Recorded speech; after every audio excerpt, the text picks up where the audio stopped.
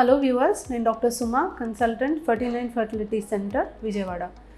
Egg freezing అనేది ఏంటి? So eggs అనేది ఫ్రీజ్ చేసుకొని తర్వాత ఎప్పుడో ఫ్యూచర్లో ప్రెగ్నెన్సీ ప్లాన్ చేసుకోవచ్చు అని ఈ మధ్య కాలం మీడియాలో చాలా వింటున్నాం. చాలామంది సెలబ్రిటీస్ ఈ ఫ్రీజింగ్ ద్వారా వాళ్ళు ఎప్పుడో తర్వాత ప్రెగ్నెన్సీ ప్లాన్ చేసుకుంటున్నారు అనేది తరచూ చూస్తున్నాం. సో ఈ ఎగ్ ఫ్రీజింగ్ అనేది ఏంటి, ఇది ఎవరికి చేయాలి అండ్ దీనివల్ల ఉన్న ఉపయోగాలు ఏంటి అనే దాని గురించి తెలుసుకుందాం.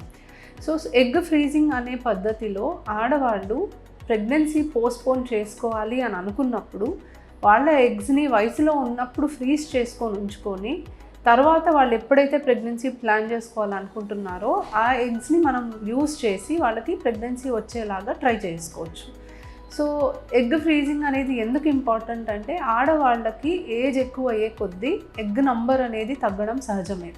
30 సంవత్సరాలప్పుడు ఎగ్స్ ఆడవాళ్ళ శరీరంలో 10% మిగులుతాయి అండ్ 40 సంవత్సరాలు వచ్చినప్పుడు వాళ్ళ శరీరంలో 2% ఎగ్సే మిగులుతాయి. సో ఎగ్ నంబర్ అనేది తగ్గడం అనేది డెఫినెట్లీ సహజమే అండ్ ఎగ్ నంబర్ పూర్తిగా తగ్గిపోతే మెనోపాజ్ స్టేజ్కి వాళ్ళు వస్తారు. సో కెరియర్ ఓరియంటెడ్ విషయంలోనో లేకపోతే ఎడ్యుకేషన్ వైజో లేకపోతే ఇంకా కరెక్ట్ పార్ట్నర్ దొరకలేదనో లేదా పెళ్ళయింది కానీ అప్పుడే ప్రెగ్నెన్సీ ప్లాన్ చేసుకోవట్లేదని ఇలా రకరకాలుగా ప్రెగ్నెన్సీ పోస్ట్పోన్ చేయడం అనేది మనం చూస్తున్నాం.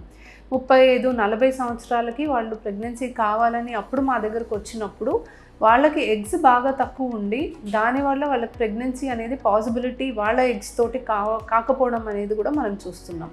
సో ఇలాంటి వాళ్ళందరికీ కూడా ఈ ఎగ్ ఫ్రీజింగ్ అనేది ఒక మంచి ఆప్షన్. సో 25-30 ఇయర్స్ ఆ టైంలోనే వాళ్ళు డిసైడ్ చేసుకొని వాళ్ళు ఒకవేళ ప్రెగ్నెన్సీ పోస్ట్పోన్ చేయాలి ఏదన్నా కారణం వల్ల అని వాళ్ళు అనుకుంటే ఆ ఏజ్లో వాళ్ళకి గుడ్ నెంబర్ ఆఫ్ ఎగ్స్ ఉంటాయి కాబట్టి IVF అనే పద్ధతి ద్వారా ఇంజెక్షన్స్ తీసుకొని ఎగ్స్ అన్ని పెరిగిన తర్వాత మత్తిచ్చి ఆ ఎగ్స్ బయటికి తీసిన ఎగ్స్ని మనం ఫ్రీజ్ చేసి ఎన్ని ఇయర్స్ అయినా దాన్ని సేఫ్గా స్టోర్ చేసి ఉంచుకోవచ్చు. 35-40 ఇయర్స్ లేదా వాళ్ళు ఎప్పుడైతే ప్రెగ్నెన్సీ ప్లాన్ చేయాలనుకుంటున్నారో అప్పుడు ఆ ఎగ్స్ని మనం యూజ్ చేసి వాళ్ళ హస్బెండ్ స్పర్మ్తో కలిపి ఎంబ్రియోస్ని ఫామ్ చేసి వాళ్ళ గర్భసంచిలో పెడితే ప్రెగ్నెన్సీ వచ్చే ఛాన్సెస్ బాగుంటాయి. రెండోది బేబీస్కి అవయవ లోపాలు తక్కువ ఉండే అవకాశం ఉంటుంది.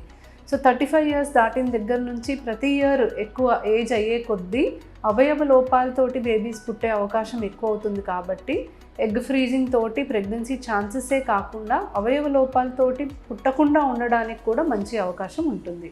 సో ఈ ఎగ్ ఫ్రీజింగ్ కేవలం సోషల్ రీజన్స్ అంటే ప్రెగ్నెన్సీ పోస్ట్పోన్ చేయాలి అనుకున్న హెల్దీ పీపుల్కే కాదు, యాక్చువల్గా ఎగ్ ఫ్రీజింగ్ అనేది ఫస్ట్ క్యాన్సర్ పేషెంట్స్లో మొదలైంది. సో క్యాన్సర్ ట్రీట్మెంట్ వల్ల చాలామంది కోలుకుంటున్నారు అండ్ మంచిగా నార్మల్ లైఫ్ లీడ్ చేయడానికి ఇప్పుడు చాలా అవకాశం ఉంది.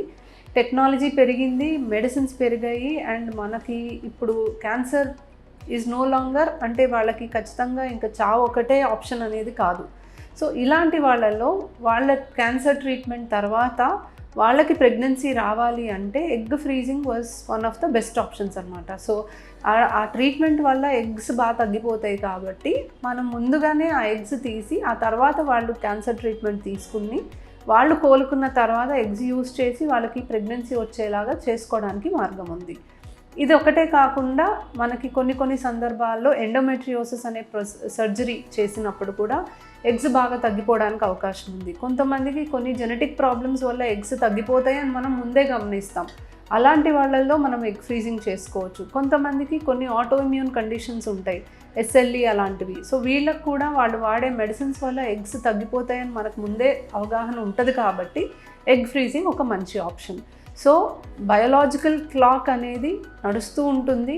మీ బయోలాజికల్ క్లాక్కి విరుద్ధంగా మీరు గనక ఫ్యూచర్లో తల్లి కావాలి, ఒక ఏజ్కి వచ్చాకే మేము రెడీ అయ్యి తల్లి కావాలి అని అనుకుంటే ఎగ్ ఫ్రీజింగ్ మీకు చాలా మంచి ఆప్షన్. Thank you.